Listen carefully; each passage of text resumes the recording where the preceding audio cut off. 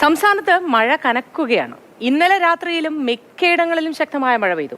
മഴ അല്പം ശമിച്ചെങ്കിലും വെള്ളക്കെട്ട് അതിപ്പോഴും തുടരുകയാണ്. പത്തനംതിട്ട, കോട്ടയം, ഇടുക്കി, ആലപ്പുഴ ജില്ലകളിൽ റെഡ് അലർട്ടാണ്. മറ്റന്നാൾ വരെ ഈ 4 ജില്ലകളിലും റെഡ് അലർട്ട് തുടരും. തിരുവനന്തപുരം, കൊല്ലം, എറണാകുളം ജില്ലകളിൽ ഓറഞ്ച് അലർട്ടാണ്. തിരുവനന്തപുരത്ത് നിന്ന് അമൽ തേനമ്പറമ്പിൽ ചേരുന്നുണ്ട്. കോഴിക്കോട് നിന്ന് രാഹുൽ കെ വിയും ഉണ്ട്. നമുക്ക് ആദ്യം അമൽ തേനമ്പറമ്പിലേക്ക് പോവാം. അമൽ, ഗുഡ് മോർണിംഗ്. മഴ തന്നെയാണ് ഇപ്പോൾ ചർച്ചാ വിഷയം. നമ്മൾ ഈ മഴയില്ല എന്ന് പറഞ്ഞിരുന്നു. പക്ഷേ മഴയിൽ തലസ്ഥാന നഗരത്ത് വെള്ളക്കെട്ട് ഗംഭീരമായി മുന്നോട്ട് പോകുന്നു എന്ന് തന്നെയല്ലേ നമ്മുടെ വിവരം? എങ്ങനെയുണ്ട് വെള്ളക്കെട്ടിന്റെ ഇപ്പോഴത്തെ അവസ്ഥ? ഏതെങ്കിലും ഭാഗത്തു നിന്ന് ആരെങ്കിലും മാറ്റി പാർപ്പിക്കുകയോ മറ്റോ അങ്ങനെ ജില്ലാ ഭരണകൂടത്തിന്റെ നടപടികളൊക്കെ ഉണ്ടായിട്ടുണ്ടോ?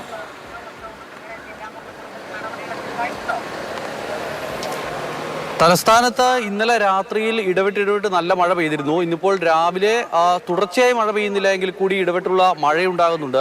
ഇന്നലെ വെള്ളക്കെട്ടുണ്ടായ പലയിടങ്ങളിൽ നിന്നും ഇതുവരെയും വെള്ളം ഇറങ്ങാത്ത സാഹചര്യം. ഇനിയിപ്പോൾ മഴ തുടർച്ചയായി പെയ്യുകയാണെങ്കിൽ പ്രതിസന്ധി കൂടുതൽ രൂക്ഷമാകും. നിലവിൽ എന്തായാലും ഇന്നലത്തേതിന് സമാനമായൊരു പ്രതിസന്ധി ഉണ്ട് എന്ന് പറയാൻ കഴിയില്ല. കാരണം മഴ തന്നെ സഹായിച്ചു എന്ന് പറയേണ്ടി വരും. അല്ലാതെ മറ്റ് എന്തെങ്കിലും തരത്തിലുള്ള ഇടപെടൽ ഉണ്ടായതുകൊണ്ടല്ല. പക്ഷേ മഴ കുറച്ച് മാറി നിന്നതിനാൽ തന്നെ വലിയ പ്രതിസന്ധി ഇപ്പോൾ ഇല്ല. പക്ഷേ എങ്കിലും വെള്ളക്കെട്ട് പലയിടങ്ങളിലുമുണ്ട്. ഈ ഗതാഗതമൊക്കെ പലയിടങ്ങളിലും തടസ്സപ്പെട്ട് കിടക്കുന്ന അവസ്ഥയുണ്ട്. പല വഴികളിലൂടെയും കടന്നു പോകാൻ പറ്റാത്ത പ്രതിസന്ധിയുണ്ട്. ഇന്നെന്തായാലും ഉച്ചയ്ക്ക് ശേഷം ശക്തമായ മഴയുണ്ടാകും എന്നുള്ളതാണ് മുന്നറിയിപ്പ്. അങ്ങനെ വന്നാൽ കാര്യങ്ങൾ കൂടുതൽ രൂക്ഷമാകും. ഈ സ്മാർട്ട് റോഡ് നിർമ്മാണം അടക്കം ഇപ്പോൾ പൂർണ്ണമായും നിർത്തിവെക്കേണ്ടി വന്ന അവസ്ഥയുണ്ട്. ഈ മഴ ഇങ്ങനെ തുടർന്നു പോവുകയാണെങ്കിൽ അത് സുഗമമായി മുന്നോട്ട് പോകുക എന്ന് പറയുന്നത് അല്പം പ്രതിസന്ധിയുള്ള കാര്യമാണ്. ടാറൊക്കെ ഇടേണ്ടതാണ് പല റോഡുകളിലും. അവിടെയൊക്കെ ഇങ്ങനെ മഴ പെയ്ത് വെള്ളം കെട്ടിക്കിടക്കുന്ന സ്ഥിതിയുണ്ട്. ഈ കടക്കാരെ സംബന്ധിച്ചിടത്തോളവും ഈ വെള്ളം കയറുന്ന സ്ഥലത്തെ വീടുകൾ ഉള്ള ആളുകളെ സംബന്ധിച്ചിടത്തോളവുമാണ് ഏറ്റവും വലിയ പ്രതിസന്ധി. പല വീടുകളിലും ഇന്നലെയൊക്കെ വെള്ളം കയറിയിരുന്നു.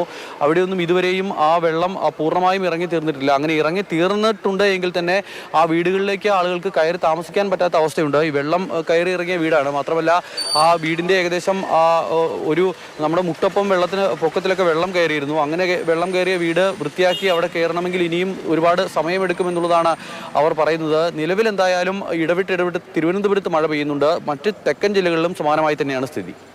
ശരി അമൽ, നമുക്ക് രാഹുൽ കെ വിയിലേക്ക് പോവാം. രാഹുൽ ഉണ്ട്. Rahul, good morning. അവിടെ മഴ എങ്ങനെയുണ്ട്? വടക്കോട്ട് മഴ വളരെ കുറവാണ് എന്ന് നമ്മുടെ പ്രേക്ഷകരൊക്കെ പലപ്പോഴായി പറഞ്ഞിട്ടുണ്ടായിരുന്നു. പക്ഷേ മഴ പെയ്ത സ്ഥലങ്ങളിലൊക്കെ ചെറിയ ചില പ്രശ്നങ്ങളും ഉണ്ടായിട്ടുണ്ടെന്ന് തോന്നുന്നു അല്ലേ?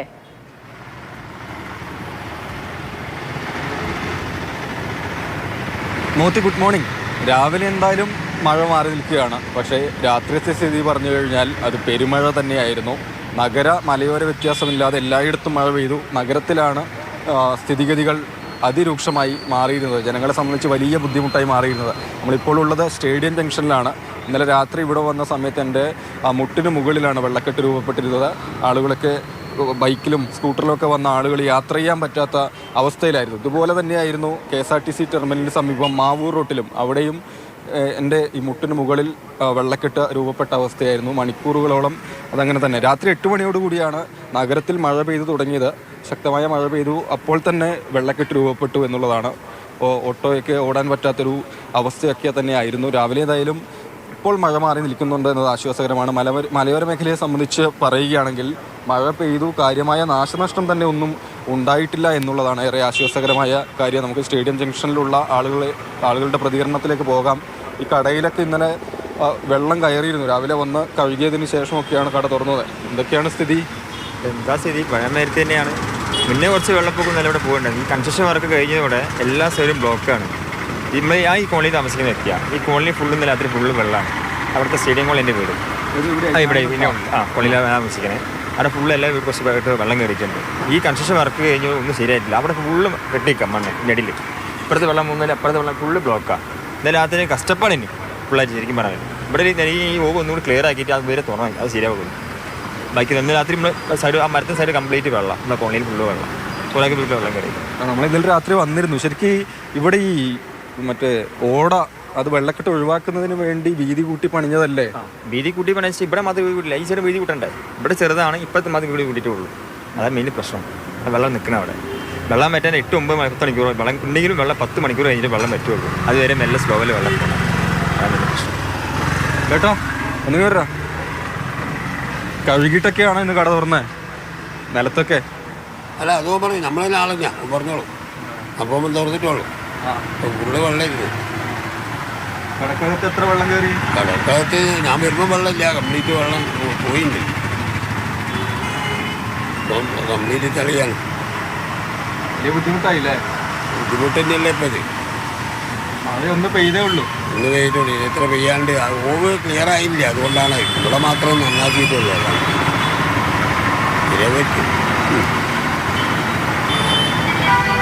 അതായത് ഈ സ്റ്റേഡിയം ജംഗ്ഷനിൽ ആദ്യമായല്ല ഇങ്ങനെ എന്നുള്ളതാണ്. മഴ പെയ്ത് തുടങ്ങുമ്പോൾ തന്നെ വെള്ളക്കെട്ട് രൂപപ്പെടുന്ന സ്ഥലമാണ്. പക്ഷെ ആ വെള്ളക്കെട്ട് ഒഴിവാക്കുന്നതിന് വേണ്ടി, പരിഹരിക്കുന്നതിന് വേണ്ടി ഇവിടെ ഒരു ഓടയുടെ വീതി കൂട്ടുന്ന നിർമ്മാണ പ്രവർത്തനങ്ങളൊക്കെ നടന്നിരുന്നു. നമ്മുടെ ഈ വലതുവശത്തേക്ക് പോയി കഴിഞ്ഞാൽ ജംഗ്ഷനിലാണ് ഒരാൾ ചേട്ടൻ നടന്നു പോകുന്ന കാണാം. അവിടെ വീതി കൂട്ടുന്നതിനുള്ള പ്രവൃത്തിയൊക്കെ നടത്തിയതാണ്. പക്ഷെ അത് ഫലവത്തായില്ല എന്ന് വേണം ഈ ഒരു ആദ്യ അനുഭവം കൊണ്ട് വേണം പറയാൻ. കാരണം വലിയ രീതിയിലാണ് വെള്ളക്കെട്ട് രൂപപ്പെട്ടത്.